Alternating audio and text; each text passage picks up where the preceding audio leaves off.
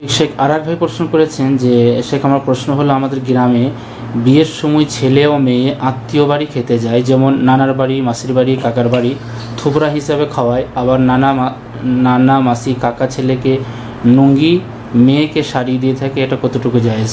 এ তো বিয়েতে এরকমই রেওয়াজ থাকে যে এগুলো লোকাচার দেশাচার আছে, দাওয়াত দিলে কিছু গিফট নিয়ে যাওয়া হয়, এতে তো কোনো সমস্যা নেই। সমস্যা হচ্ছে থোবরা ভাত খাওয়ানোতে।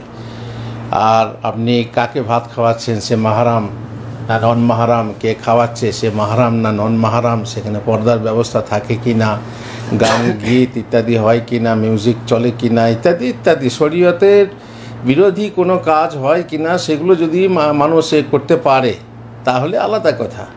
আর দ্বিতীয় কথা হচ্ছে থুবড়ো ভাত খাওয়ানো, আইবুড়ো ভাত খাওয়ানো, এগুলো সব বিজাতির প্রথা। বিজাতির প্রথা আমরা লুফে নিয়েছি, দিয়ে আমরাও করতে শুরু করেছি।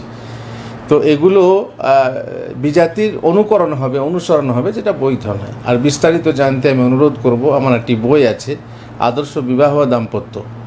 আদর্শ বিবাহ দাম্পত্য পড়ুন, এগুলো উল্লেখ করা আছে এবং কোন ক্ষেত্রে বলা হয়েছে কেন না জায়েজ, কেন এগুলো চলবে না ইত্যাদি। তো থুবড়ো ভাত খাওয়ানোতে, আইবুড়ো ভাত খাওয়ানোতে, গায়ে হলুদে ইত্যাদি বহু কিছু আছে।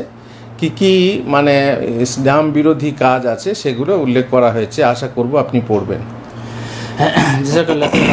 ومن أحسن قولا ممن دعا إلى الله وعمل صالحا وقال إنني من المسلمين